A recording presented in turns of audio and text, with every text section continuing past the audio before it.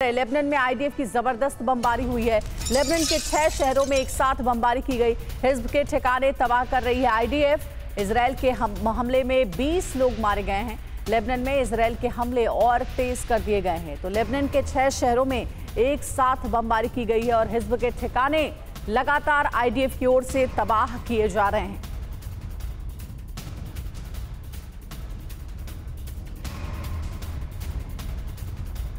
तो इजरायल ने लेबनान में एक बार फिर से हमले तेज कर दिए हैं। लेबनान में आईडीएफ की बमबारी इसलिए भीषण हो गई है क्योंकि इजरायल अब हिजबुल्लाह को पूरी तरह से समाप्त करना चाहता है। ये तब होगा जब हिजबुल्लाह की कमाई के स्रोत को खत्म कर दिया जाएगा। इसे लक्ष्य को हासिल करने के लिए इजरायल ने अब ऑपरेशन कैप्टागॉन लॉन्च कर दिया है। सवाल यही है कि आखिर ये ऑपरेशन कैप्टागॉन क्या है? इस अभियान के जरिए हिजबुल्लाह का अंत कैसे हो जाएगा? 7 दिन की शांति भंग हो चुकी है। लेबनान में विनाश का नया दरवाजा खुल गया है।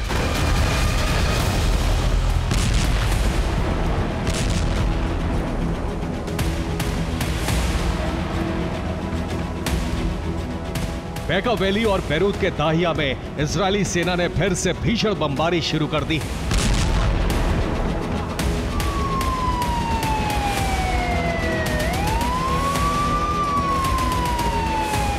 बेका वैली और दाहिया में तबाही का भयावह मंजर है।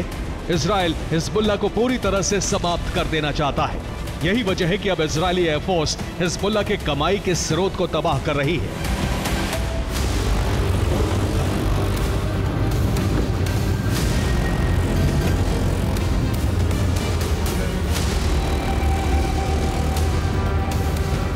हिजबुल्लाह के आय स्रोत को समाप्त करने के लिए आईडीएफ ने ऑपरेशन कैप्टागॉन को लॉन्च कर दिया है।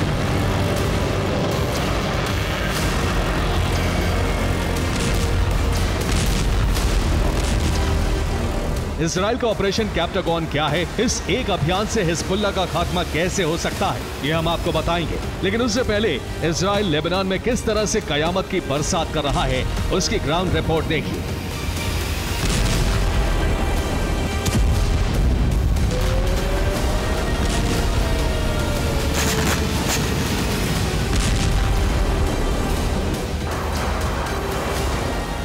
बैरूत के दक्षिण में इजरायली सेना ने 24 घंटे के अंदर 14 एयर स्ट्राइक की। इसके बाद दक्षिणी बैरूत में कई इमारतें मलबा बन गई। दाहिया में इजरायली सेना ने हिजबुल्लाह की साइट को तबाह कर दिया। दायरे में आईडीएफ के हमले में ट्रक और कई एम्बुलेंस बर्बाद हो गए।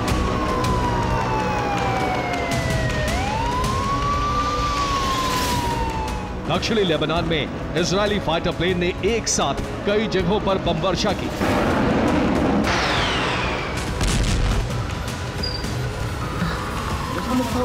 दाहिया के बाद सबसे भीषण बमबारी बेका वैली में की गई। यहां हिजबुल्लाह के ड्रग्स और हथियार गोदाम तबाह हो गए।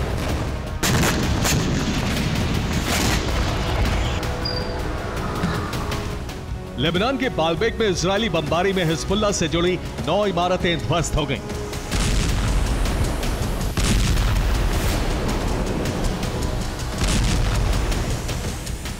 इजरायली सेना ने दक्षिणी बैरूत को खाली करने का अल्टीमेटम दे दिया है। इसका मतलब यह हुआ कि दक्षिणी बैरूत में आईडीएफ बहुत ही खतरनाक हमले करने जा रही है।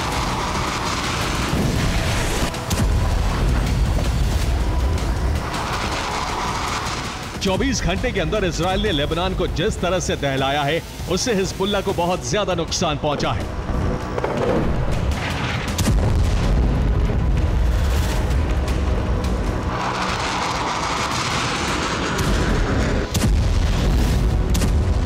हमले में हिजबुल्लाह की रॉकेट लॉन्च साइट तबाह हो गई। हथियार गोदाम और हिजबुल्लाह के 1 दर्जन लड़ाके खत्म हो गए।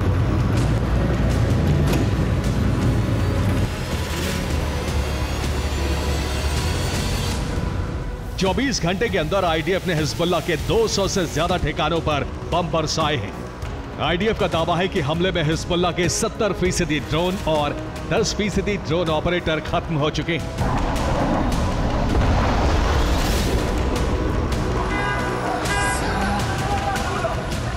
लेबनान में यह तबाही आईडीएफ के ऑपरेशन कैप्टागॉन की वजह से हो रही है। सवाल यही है कि आखिर इजरायल का यह अभियान क्या है? इसका मकसद क्या है? इससे हिजबुल्लाह की कमाई का जरिया कैसे खत्म हो जाएगा?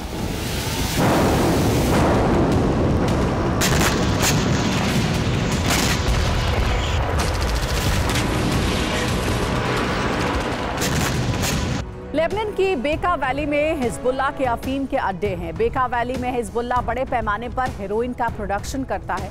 हिजबुल्लाह यहां अब सिंथेटिक ड्रग्स बनाता है। हिजबुल्लाह के सिंथेटिक ड्रग का नाम कैप्टागॉन है। ड्रग मार्केट को 80% यही ड्रग कवर करता है। यही वजह है कि इजरायली सेना हिजबुल्लाह के ड्रग ठिकाने पर भीषण बमबारी कर रही है। हिजबुल्लाह को ड्रग्स के धंधे से हर साल 50,000 करोड़ रुपए की कमाई होती है। इसी कमाई से हिजबुल्लाह हथियार खरीदता है, सैन्य इंफ्रास्ट्रक्चर तैयार करता है और अपने लड़ाकों को ट्रेनिंग देता है। अब हिजबुल्लाह के इसी अर्थव्यवस्था को पूरी तरह से ध्वस्त किया जा रहा है। बेरूत के दाहिया में हिजबुल्लाह के ड्रग गोदाम है। इजरायली सेना इन्हें भी टारगेट कर रही है। इजराइल अब हिजबुल्लाह के इसी ड्रग साम्राज्य को समाप्त करने में जुट गया है।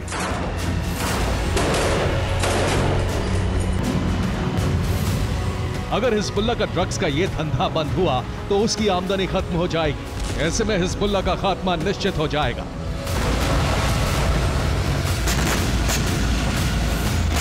इजराइल हिजबुल्लाह का अंत पूरी प्लानिंग के तहत कर रहा है।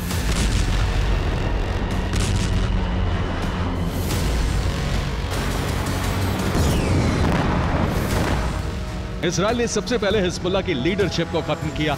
इसके बाद हिजबुल्लाह की सुरंगों को तबाह किया। फिर हिजबुल्लाह के बैंक अल कर्द अल हसन को बर्बाद किया। अब हिजबुल्लाह के संपूर्ण संहार के लिए उसकी आमदनी के आखिरी स्रोत यानी ड्रग साम्राज्य को खत्म किया जा रहा है।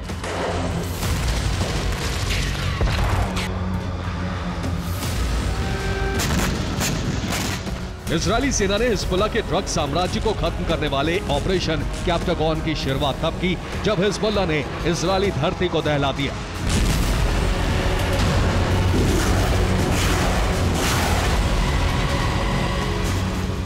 इकतीस अक्टूबर को हिजबुल्लाह ने इजरायल के कई इलाकों पर रॉकेट और ड्रोन हमले किए।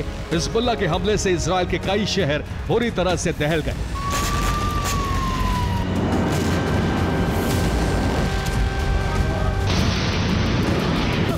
उन हमलों का बदला लेने के लिए इजरायल ने विध्वंसक सैन्य अभियान लॉन्च किया जिसका नाम है ऑपरेशन कैप्टागॉन। इस ऑपरेशन के तहत हिजबुल्लाह की ऑक्सीजन लाइन पर हमला किया जा रहा है।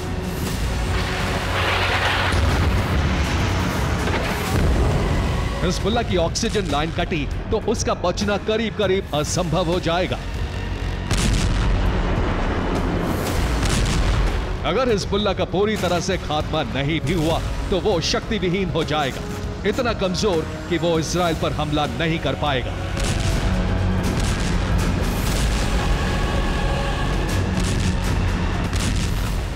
Bureau report, TV9 Bharatvarsh.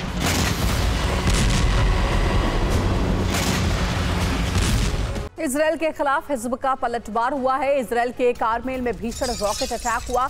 आधा दर्जन लोगों के घायल होने की रिपोर्ट है।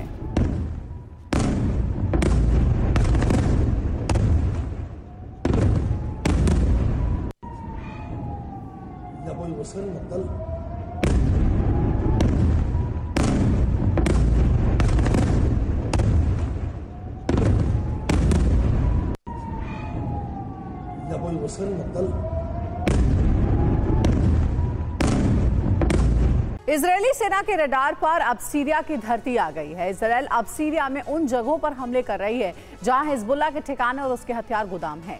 इजरायल के मुख्य टारगेट वो हथियार सप्लाई रूट हैं जिसके जरिए ईरानी हथियार लेबनान में हिजबुल्लाह के पास पहुंचते हैं। यही वजह है कि आईडीएफ ने अब सीरिया में भी भीषण सैन्य अभियान शुरू कर दिया है। सवाल यही है कि अगर हिजबुल्लाह का हथियार सप्लाई बंद हुआ तो क्या उसका अंत हो जाएगा? देखिए रिपोर्ट। लेबनान के साथ साथ सीरिया में भी हवाई हमले हो रहे हैं।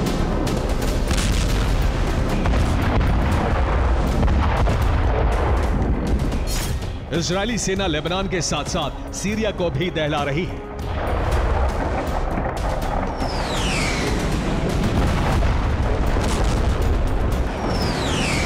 चौबीस घंटे के अंदर इजरायल ने सीरिया में कई राउंड हवाई हमले किए।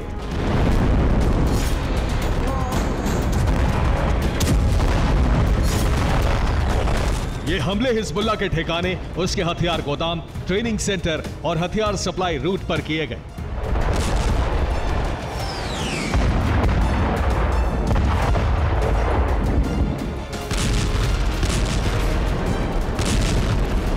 इजराइल ने सीरिया में जिस जगह बमबारी की वो होम्स के अल कसार इलाके में है।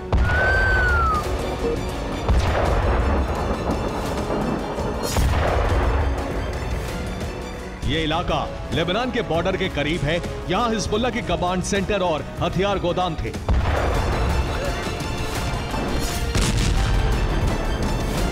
इजरायली एयरफोर्स ने बम वर्षा कर इन्हें खत्म कर दिया।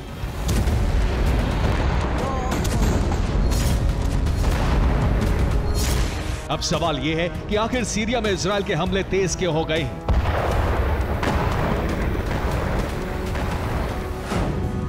सीरिया में ईरान का हथियार सप्लाई कॉरिडोर है। ईरान के हथियार सीरिया के इसी कॉरिडोर से आते हैं। हिजबुल्लाह को मिलने वाले हथियार सीरिया में स्टोर किए जाते हैं। इसके बाद ये हथियार सीरिया से लेबनान पहुंचाए जाते हैं।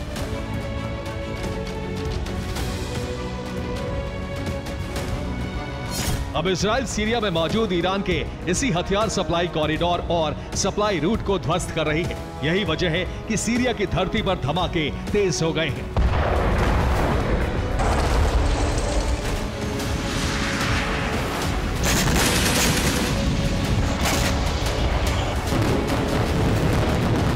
एक महीने के अंदर इजरायल ने सीरिया में हिजबुल्लाह के कई हथियार सप्लाई रूट को तबाह कर दिया है। इसमें सबसे बड़ा और प्रमुख रूट है मसना क्रॉसिंग।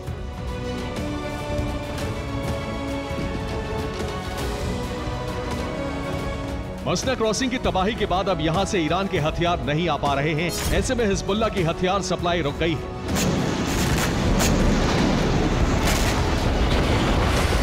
इजरायली सेना ने इधर हिजबुल्लाह के हथियार सप्लाई रूट को काटा और उधर हिजबुल्लाह के पास मौजूद हथियारों को तबाह करना शुरू कर दिया।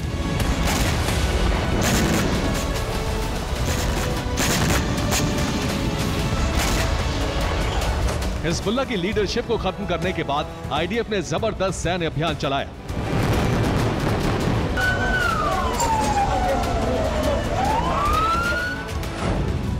इस सैन्य अभियान का मकसद था हिजबुल्लाह की सुरंगों और हथियार गोदामों का खात्मा।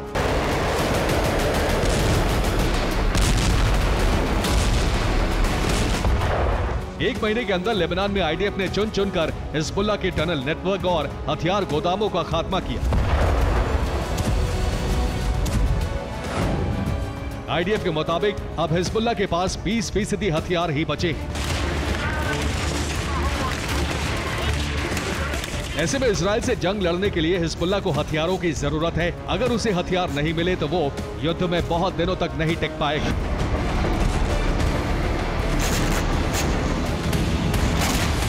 ये बात हिजबुल्लाह के नए हेड नईम कासिम बखूबी जानते हैं। यही वजह है कि उन्होंने सीरिया से ईरानी हथियारों की सप्लाई के लिए 3 नए रूट खोल दिए हैं।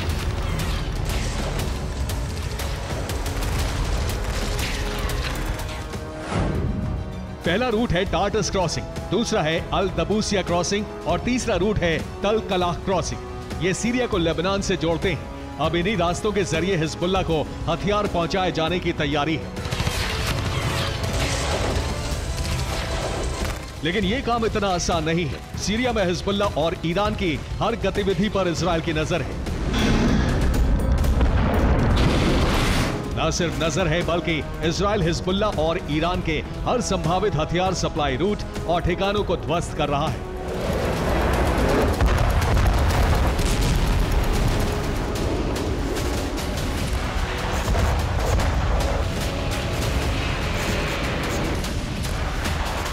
इस वक्त हिजबुल्लाह के नए चीफ नईम कासिम के सामने सबसे बड़ी चुनौती है हथियार की कमी। अगर इसी तरह उसके हथियार सप्लाई रूट ध्वस्त होते रहेंगे, अगर उसकी हथियारों की सप्लाई रुकी रहेगी तो हिजबुल्लाह के पास अभी जो हथियार बचे हैं वो खत्म हो जाएंगे और इसी के साथ हिजबुल्लाह का अंत हो जाएगा।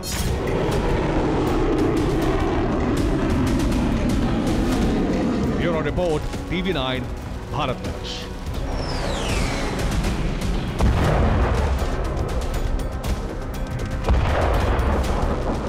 इजरायल के हाइफा में हिज्ब का हमला हुआ है। हाइफा में कुछ ही देर में 12 धमाके हुए हैं। हिज्ब के हमले के बाद आपातकाल लगा।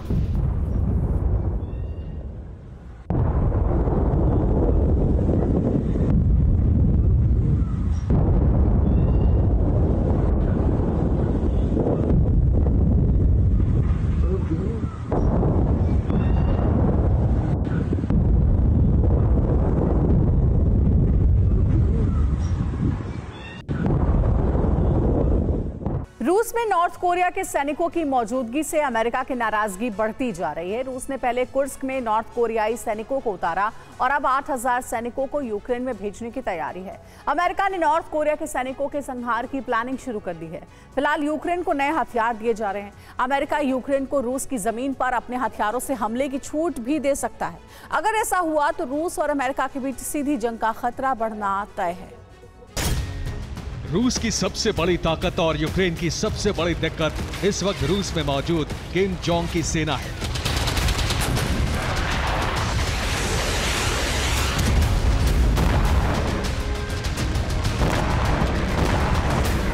किम की सेना पुतिन को जीत दिलाएगी या नहीं, ये तो भविष्य तय करेगा।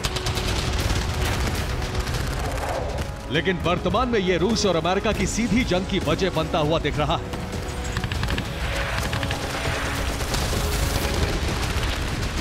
ज़ेलेंस्की बार बार पश्चिमी देशों से मदद मांग रहे हैं और अमेरिका नॉर्थ कोरिया से लेकर रूस तक को धमकी दे चुका है।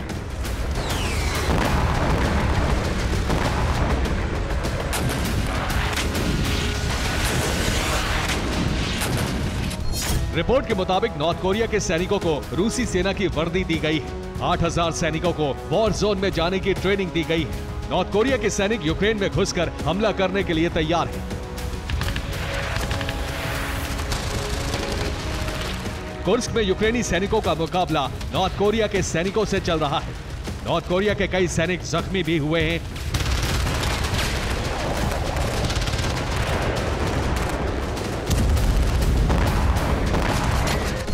इस वीडियो के साथ दावा किया जा रहा है कि नॉर्थ कोरिया के 40 सैनिक मारे गए। यूक्रेनी सैनिकों ने घेर कर हमला किया। कुर्स्क में रूस की तरफ से मदद नहीं मिली। यूक्रेनी सैनिकों के पास ताकतवर हथियार है। अब कोरियाई सैनिकों के युद्ध में उतरने के बाद नेटो सदस्य देश भी ये मांग कर रहे हैं कि रूसी मिसाइलों को अमेरिका को इंटरसेप्ट करना चाहिए। पोलैंड ने फिर से यही मांग दोहराई है। अमेरिका अब यूक्रेन को हथियारों से रूसी जमीन पर हमले की छूट दे सकता है। अमेरिका से जल्द यूक्रेन को नए हथियार मिल सकते हैं। अमेरिका ने हथियारों की नई लिस्ट तैयार कर ली है। यूक्रेन को ताकतवर बनाने के लिए नए हथियार दिए जाएंगे।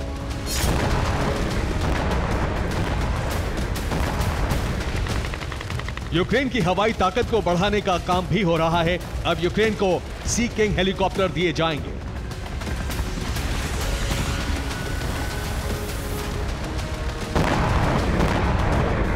जर्मनी और ब्रिटेन से यूक्रेन को लड़ाकू हेलीकॉप्टर की सप्लाई की जाएगी। एक रिपोर्ट के मुताबिक कुर्स्क में खास कामयाबी हासिल नहीं करने वाली किम के सैनिकों को रूस अब टेस्ट करने वाला है।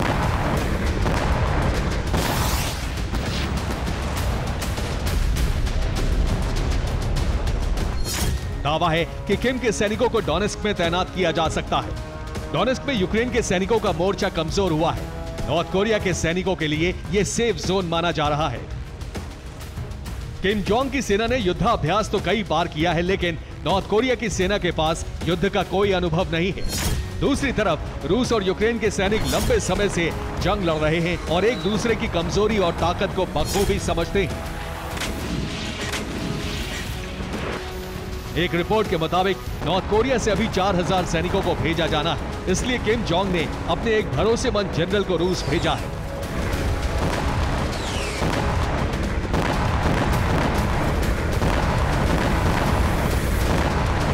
किम जोंग के जनरल का नाम किम योंग बॉक है।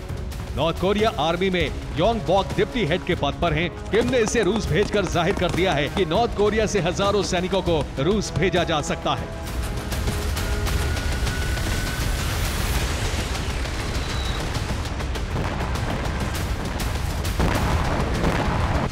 ऐसा इसलिए क्योंकि पुतिन ऑपरेशन विंटर की शुरुआत करने वाले हैं। बर्फबारी के बीच यूक्रेन को हराने का प्लान है। नॉर्थ कोरिया के सैनिकों की मदद से बड़े हमले की तैयारी है। किम ने नॉर्थ कोरिया के सैनिकों को रूस भेजकर अमेरिका को भी चुनौती दी है और माना जा रहा है कि किम के सैनिकों के संहार के लिए अमेरिका भी अपनी पूरी ताकत लगाएगा।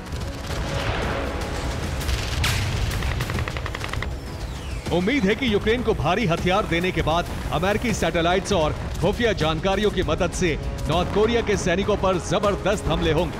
ताकि किम जोंग को अमेरिका की ताकत का बखूबी अंदाजा हो सके। अमेरिका किसी भी कीमत पर नॉर्थ कोरिया को युद्ध में जीत का बराबर का हिस्सेदार नहीं बनने देगा। Bureau report, TV9 Bharatvarsh. Israel Hamas को जब जब कमजोर करता है, हमास कोई ना कोई बड़ा धमाका करता है। अब हमास के लड़ाकों ने इजरायली सेना के चीफ को मारने की कोशिश की है। रिपोर्ट्स की माने तो गाजा में दौरे के दौरान इजरायली सेना प्रमुख बाल बच गए। हाई सिक्योरिटी जोन में हमास के हमले से साबित हो गया है कि हमास के लड़ाकों का हौसला अब भी बरकरार है। इजराइल और हमास के बीच जारी जंग अब और विध्वंसक हो सकती है। ये लड़ाई और भी खतरनाक हो सकती है। हो सकता है आने वाले दिनों में दुनिया के सामने इस जंग का अंजाम बहुत बुरा हो।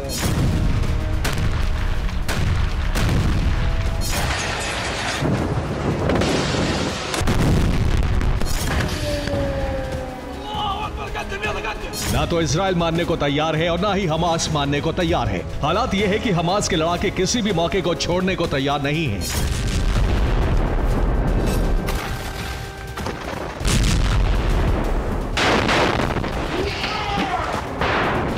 ये इजराइल की सेना प्रमुख हार्जी हालेवी हैं। हालेवी गुरुवार को उत्तरी गाजा के दौरे पर थे। इसी दौरान हमास ने अटैक कर दिया। ऐसा अटैक जिसमें उनकी जान बाल बची है।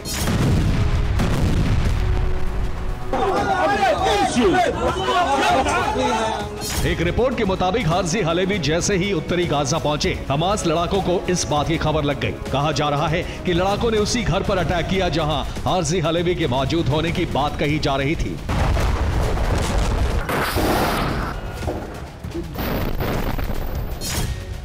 हमास के लड़ाकों ने मिसाइल अटैक किया। टैंक रोधी मिसाइलों से हार्जी पर अटैक किया गया। हमास की अल-कस्साम ब्रिगेड ने अटैक किया।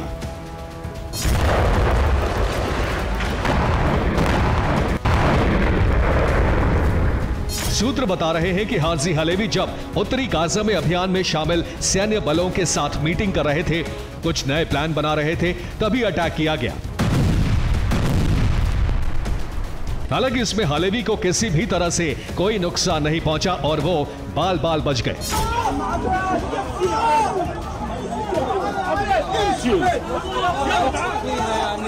दूसरी तरफ इजरायली मीडिया के मुताबिक हालेवी इसलिए बच गए क्योंकि मीटिंग वाली जगह से निकलने के कुछ वक्त बाद अटैक किया गया।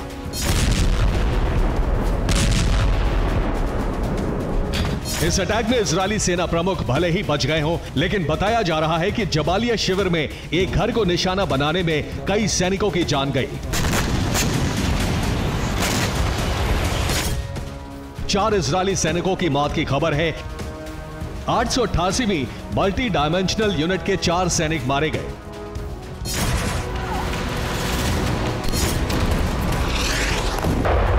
हालात यह है कि हमास और इजराइल के बीच हर मिनट द्वंद्व बढ़ता चला जा रहा है। दूसरी तरफ खबर यह है कि वेस्ट बैंक शरणार्थी शिविर पर इजरायली सैनिकों ने हमला कर दिया है, जिसमें UNRWA की इमारत बुरी तरह क्षतिग्रस्त हो गई। हालांकि इजराइल ने इस बात को पूरी तरह से खारिज कर दिया है। इजराइल का कहना है कि इस विस्फोट में इजरायली सैनिकों का कोई हाथ नहीं है।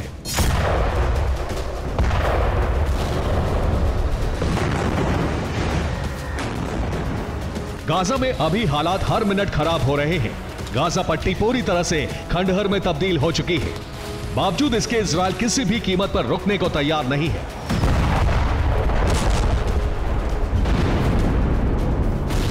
हर मिनट इजराइल गाजा पट्टी पर हवाई और जमीनी हमले कर रहा है।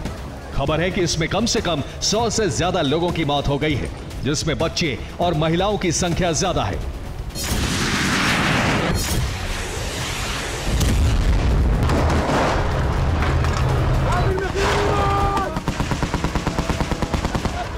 ये उत्तरी गाजा के एक अस्पताल का दृश्य है, जिसमें एक साथ कई लाशें दिख रही हैं। अस्पताल के अंदर से लेकर बाहर तक जहां नजर जा रही है, लाशें ही लाशें दिख रही हैं। कहा जा रहा है कि हालात ऐसे ही रहे तो आने वाले दिनों में गाजा में हालात और भी खराब हो जाएंगे।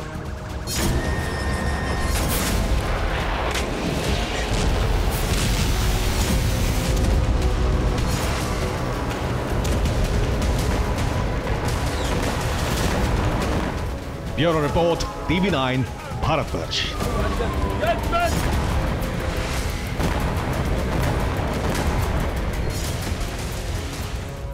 उत्तर कोरिया के सुप्रीम कमांडर किम जोंग ने बड़ी जंग की तैयारी शुरू कर दी है। 31 अक्टूबर को ही किम जोंग ने इंटरकॉन्टिनेंटल बैलिस्टिक मिसाइल का परीक्षण किया और अब खबर यह है कि दक्षिण कोरिया से सटे सीमाई इलाकों में किम की सेना चौड़ी और गहरी खंदकें तैयार कर रही है। किम ऐसा क्यों कर रहे हैं, इस रिपोर्ट में देखिए पूरी खबर।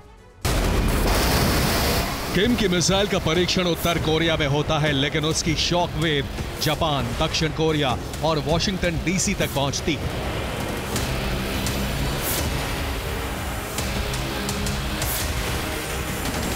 वासोंग 19 मिसाइल की 7000 किलोमीटर ऊंची सफल उड़ान के बाद किम जोंग ने ग्राउंड ऑपरेशन तेज कर दिया है।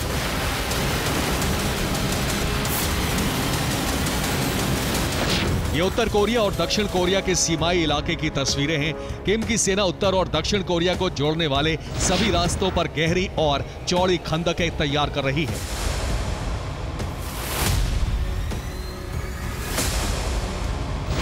किम ने नई खंदकें डोरासान स्टेशन पर बनवाई हैं। ये उत्तर और दक्षिण कोरिया को जोड़ने वाला पॉइंट है।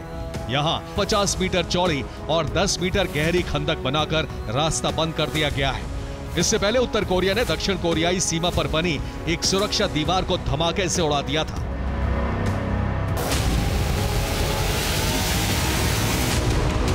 किम की ओर से सेना को बड़ी जंग के आदेश जारी हो चुके हैं। सीमाई इलाके के करीब उसी हिसाब के इंफ्रास्ट्रक्चर तैयार किया जा रहा है। माना जा रहा है कि किम जोंग बहुत जल्द साउथ कोरिया के साथ नियंत्रित सैन्य ऑपरेशन शुरू कर सकता है। साउथ कोरिया के साथ जंग शुरू करने से पहले किम ने अमेरिका को चेतावनी देने के लिए आईसीबीएम का सफल परीक्षण भी किया।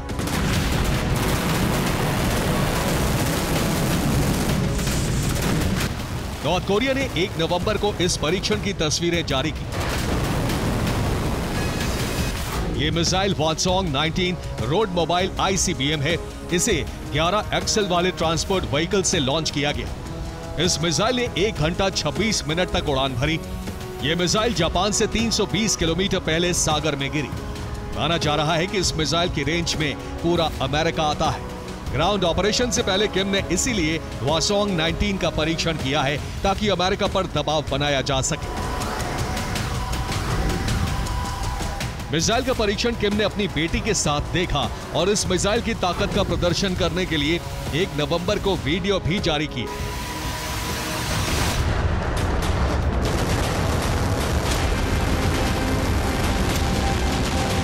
किम ने साबित कर दिया है कि उत्तर कोरिया की पहुंच अब अमेरिका तक है। अगर अमेरिका दक्षिण कोरिया का साथ देता है तो उसे भारी कीमत चुकानी पड़ सकती है। दरअसल किम जोंग को रूस से नजदीकी का फायदा मिल रहा है। माना जा रहा है कि रूस की जंग में अपने सैनिक भेजने के बदले पुतिन किम जोंग को इंटरकॉन्टिनेंटल मिसाइल की तकनीक दे रहे हैं और परमाणु हथियार बनाने में मदद कर रहे हैं।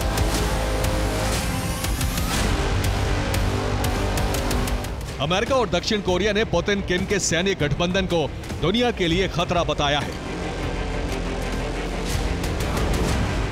अमेरिका जानता है कि पुतिन प्रेशर बनाने की रणनीति के तहत ही किम के जरिए एशिया में नया वॉर फ्रंट खुलवा रहे हैं और किम कभी भी पुतिन के इशारे पर जंग शुरू कर सकता है। Bureau report, TV9 Bharatvarsh. और दक्षिणी लेबनान में जबरदस्त बमबारी हुई है। ताले में हिज्ब के ठिकानों पर बमबारी की गई। आईडीएफ के हमले में हिज्ब ठिकाना ध्वस्त हो गया।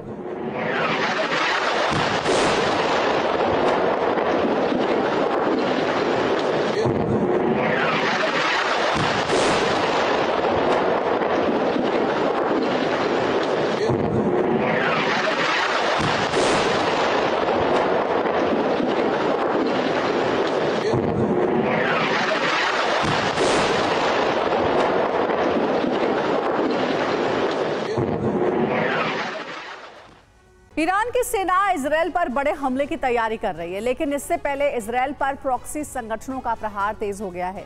ईरान ने इजरायल के खिलाफ 3 मोर्चे को एक्टिव कर दिया है। लेबनान से पहले ही की तरह हमला जारी है, लेकिन अब इस्लामिक रेजिस्टेंस के हमले तेज हो गए हैं।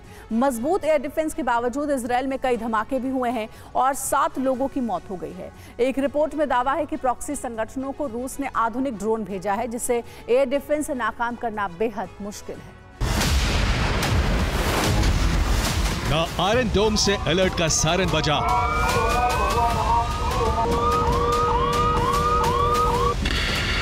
न डेविड स्लिंग और थार्ड काम आया।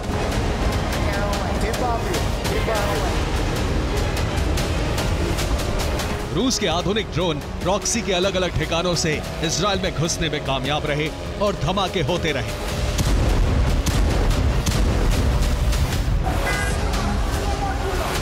इजरायल के लिए चुनौती सिर्फ ड्रोन नहीं बल्कि प्रॉक्सी संगठनों का एक होना भी है।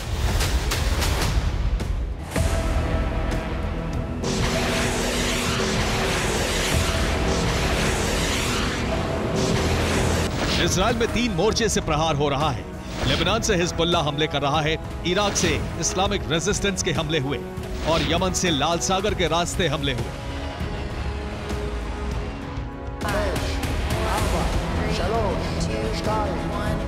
इजरायल का सुरक्षा कवच बार बार नाकाम होता रहा और इजरायल में नुकसान का ग्राफ बढ़ता गया।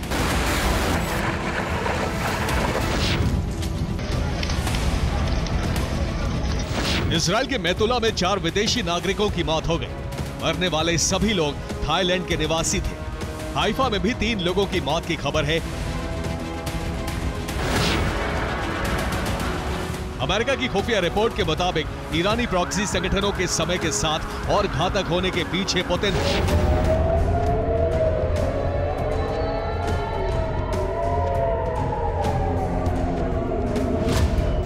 के इशारे पर रूस से बारूदी खेप की लगातार सप्लाई हो रही है।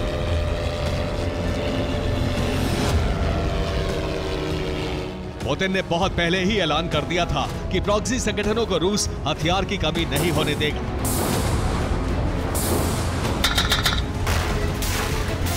पुतिन का संदेश साफ है कि नेटो जैसे हथियार यूक्रेन को दे रहा है, रूस वैसे ही हथियार उन संगठनों को देगा जो अमेरिका या उसके सहयोगियों पर हमला कर रहे हैं।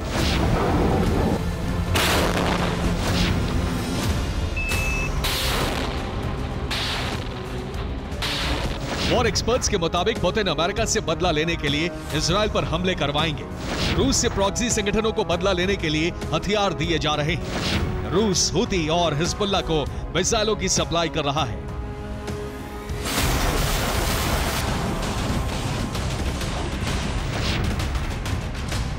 पुतिन जानते हैं कि इजरायल में होने वाले हर धमाके से अमेरिका में खलबली मचेगी, इसलिए हिजबुल्लाह तक रॉकेट और मिसाइलों की खेप भेज दी गई थी।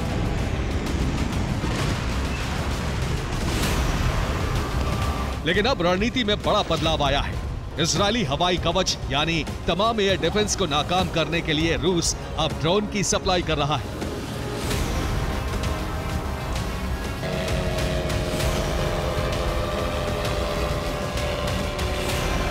लेबनान में हथियार पहुंचाना अब थोड़ा मुश्किल हो गया है, इसलिए रूस के ड्रोन इस्लामिक रेजिस्टेंस तक पहुंचाए जा रहे हैं। इस्लामिक रेजिस्टेंस को हमले तेज करने का ऑर्डर मिला है।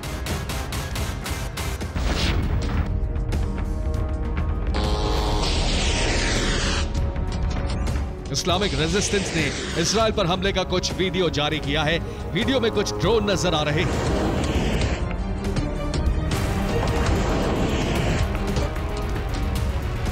विशेषज्ञों का दावा है कि सीरिया और इराक की तरफ से लॉन्च होने वाले ड्रोन रूस के गेरान 2 ड्रोन हैं।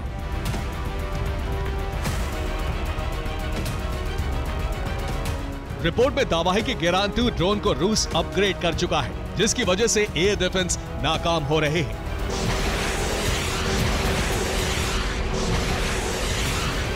रूस ने ड्रोन में क्या बदलाव किया है, ये आपको दिखाते हैं।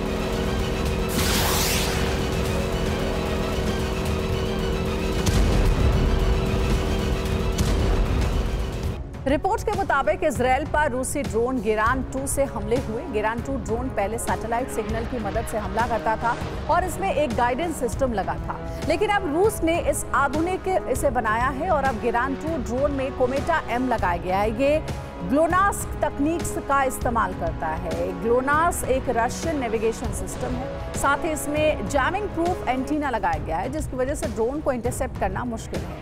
गेरान 2 ड्रोन बेहद कम ऊंचाई पर उड़ान भरता है, जिसकी वजह से इसे रडार से पकड़ना मुश्किल है। इसलिए इजराइल में गेरान 2 के हमले कामयाब हो रहे हैं। गेरान 2 ड्रोन से 19 अक्टूबर को इजराइल के किसारिया में हमला हुआ। इसके बाद 31 अक्टूबर को नहारिया में गेरान 2 ड्रोन को देखा गया, लेकिन इस दौरान एयर अलर्ट का सायरन नहीं बजा।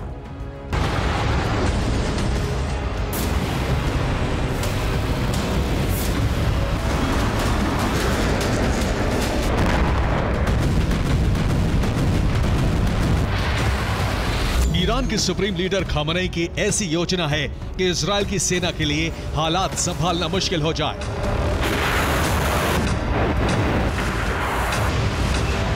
युद्ध के इतने फ्रंट होंगे कि इजराइल एक जगह मजबूत हुआ तो दूसरी जगह मात खाएगा।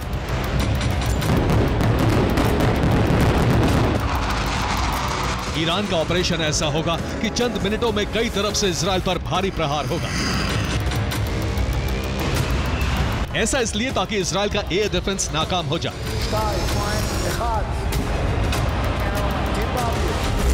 इस वक्त इजराइल ने सबसे बड़ी तैयारी लेबनान बॉर्डर पर की हुई है, लेकिन ईरान का प्लान ऐसा है कि इजराइल पर चारों तरफ से हमले हों। अब ऐसा हुआ भी है।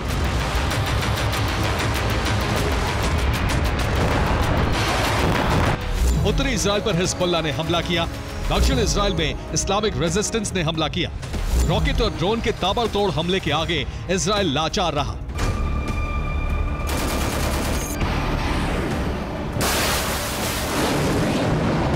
हूती ने भी इजराइल पर हमले की कोशिश की, लेकिन ड्रोन को लाल सागर में गिरा दिया गया।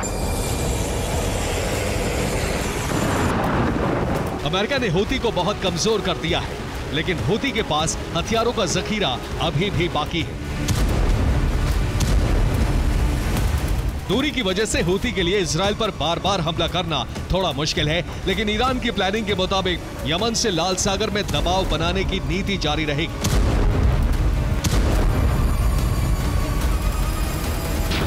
हालांकि इजराइल में 7 मौत होने के बाद यह तय हो गया है कि अब इसका विध्वंसक बदला लिया जाएगा। इजरायली वायुसेना ने हमले की तैयारी कर ली है। अमेरिका से इराक और यमन में हमले के लिए मदद मांगी गई है। अमेरिका यमन और इराक में प्रॉक्सी संगठनों पर हमले कर सकता है।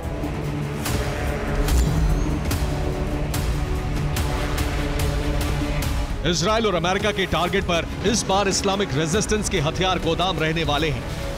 हथियारों को नष्ट करने के लिए बंकर बस्टर बम का इस्तेमाल किया जाएगा।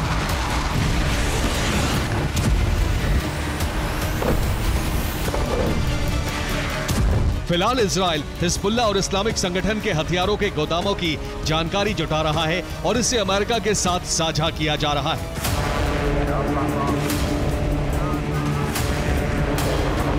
ताकि दोनों देशों की वायुसेना एक साथ ऑपरेशन की शुरुआत कर सके। Bureau report, TV9, Bharatvarsh. और लेबनान के बेका में भी भीषण बमबारी की गई है। हमले में हिजबुल्लाह के 10 लड़ाके खत्म हो गए। IDF के हमले में 19 लड़ाके घायल हुए हैं, ये भी जानकारी है।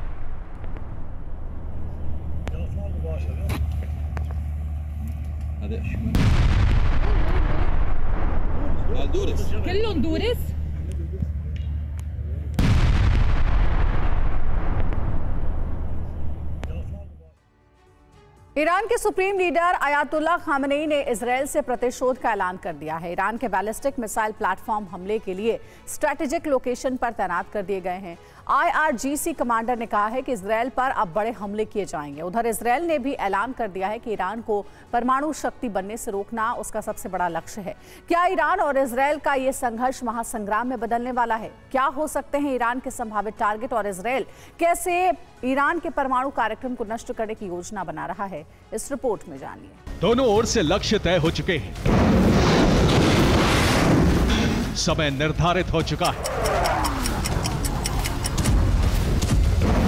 वहां संग्राम का बिगुल अगले 24 से 48 घंटे में बजने की आशंका है।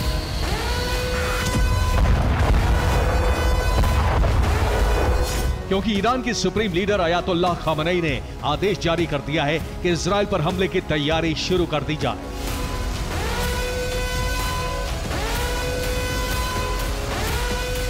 टाइम्स ऑफ इजराइल ने अमेरिकी मीडिया का हवाला देते हुए यह दावा किया है कि ईरान बहुत बड़े हमले की तैयारी में है।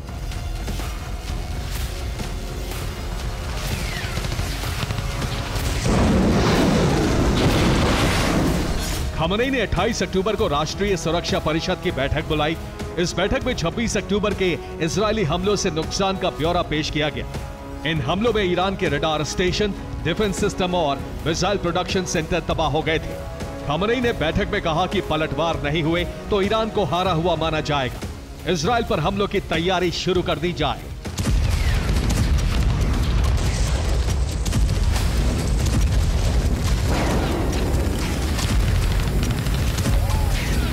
छब्बीस अक्टूबर को इजराइल की एयर स्ट्राइक में ईरानी सेना के 4 जवानों के मारे जाने की भी रिपोर्ट है।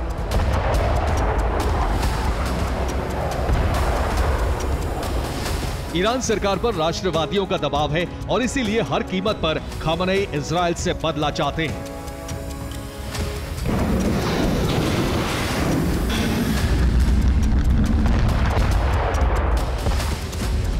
IRGC के कमांडर हुसैन सलामी ने सार्वजनिक ऐलान कर दिया है कि इजराइल पर 1 अक्टूबर से बड़ा हमला करने के लिए ईरान के स्ट्रैटेजिक मिसाइल फोर्सेस तैयार हैं।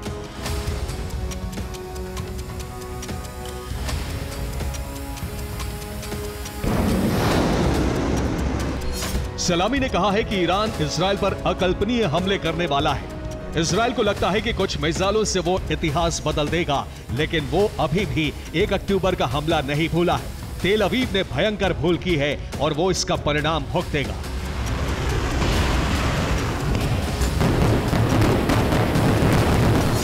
रिपोर्ट है कि ईरानी सेना इजराइल के संभावित टारगेट की लिस्ट तैयार कर रही है।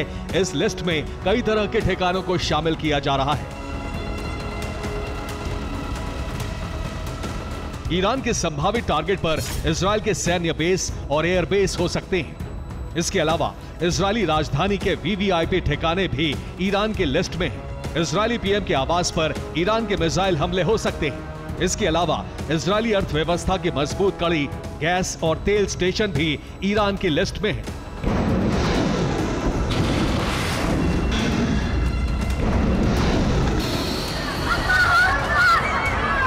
1 अक्टूबर को ईरान ने तेल अवीव में मोसाद के मुख्यालय पर हमला किया था, जो नाकाम हो गया।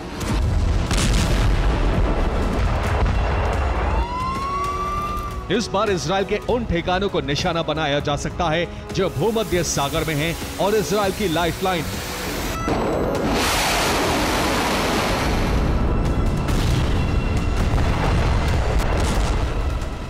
ईरान के टारगेट पर भूमध्य सागर में बने इजराइल के ऑयल और नेचुरल गैस फील्ड हो सकते हैं। इनमें पहला है नोवान। ये इजराइल का नेचुरल गैस रिज है। ये गैस रिज इजराइल के तटीय शहर अश्कलोन से 40 किलोमीटर दूर है। इजराइल यहाँ 1999 से गैस निकासी कर रहा है। ईरान का दूसरा टारगेट बन सकता है मारीबी। ये भी इजराइल का नेचुरल गैस रिज है। इजराइल का ये गैस रिज भूमध्य सागर में नुआवन से 15 किलोमीटर आगे है। इस फील्ड में 45 बिलियन क्यूबिक मीटर गैस भंडार है। इजरायली पेट्रोलियम मंत्रालय यहाँ 2004 से गैस निकासी कर रहा है। ईरान का तीसरा टारगेट बन सकता है तवार गैस फील्ड। ये भी नेचुरल गैस रिज है। ये रिज इजराइल के हाइफा शहर से 90 किलोमीटर दूर भूमध्य सागर में है। यहाँ भी 1999 से गैस निकासी की जा रही है। ईरान का चौथा टारगेट हो सकता है लेवियाथन गैस फील्ड। ये भी इजराइल का नेचुरल गैस रिज है। ये तवार गैस रिज से पश्चिम में 30 किलोमीटर आगे है। ये 810 बिलियन क्यूबिक मीटर वाला इजराइल का सबसे बड़ा गैस फील्ड है। इसके अलावा ईरान की मिसाइलें कारिश तापिन और डॉल्फिन ऑयल गैस रिज पर भी बरस सकती है। इजराइल के ये गैस और oil ridge Aphrodite natural field में बने हुए हैं। ये तीनों रिज साइप्रस के पश्चिम में हैं और साइप्रस तट से 40 किलोमीटर दूर है। 5 नवंबर को अमेरिका में मतदान होना है और दावा किया जा रहा है उससे पहले ही ईरान इजराइल पर हमले कर सकता है। ईरान इजराइल को जवाब देने में देरी करना नहीं चाहता। उसका मकसद है प्रॉक्सी के हौसले बुलंद रखना और इजराइल पर हमले करने से प्रॉक्सी संगठनों का जोश बढ़ना तय है।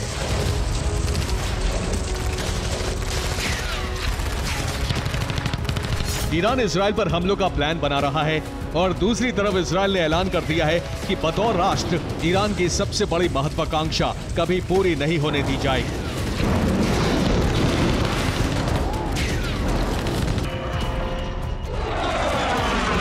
इजराइल जिस लक्ष्य के बारे में बात कर रहा है, ईरान उसके बहुत करीब है। ईरान परमाणु बम बनाने की प्रक्रिया शुरू कर चुका है और बहुत जल्द बम बना लेगा।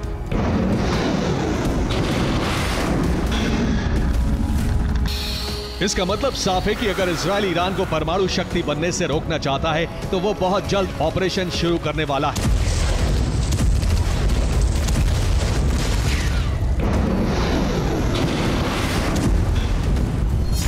इजराइल के पास ईरान को परमाणु शक्ति बनने से रोकने के दो विकल्प हैं और पहला जरा कठिन है। पहला विकल्प है ईरान के परमाणु संयंत्रों पर मिसाइल हमले करना, लेकिन यह मुश्किल काम है। ईरान के परमाणु संयंत्र बहुत गहराई में बने हैं और इजराइल के पास ऐसे हथियार नहीं जो पहाड़ों को चीरकर 200 मीटर गहरे हमले कर सके। इसके अलावा अमेरिका से भी इजराइल को परमाणु संयंत्रों पर हमले की अनुमति मिलनी मुश्किल है। अगर इजराइल ईरान के परमाणु संयंत्रों पर हमले करता है तो रूस सीधे जंग में उतर सकता है। दूसरा विकल्प है परमाणु संयंत्रों पर साइबर हमले करना। यह इजराइल पहले भी कर चुका है। साल 2005 में इजराइल ने स्टक्सनेट नाम का एक वायरस तैयार किया। ईरान के परमाणु केंद्रों के कंप्यूटर पर स्टक्सनेट वायरस से हमला किया गया। इस हमले में ईरान के सभी यूरेनियम सेंट्रीफ्यूज नष्ट हो गए थे।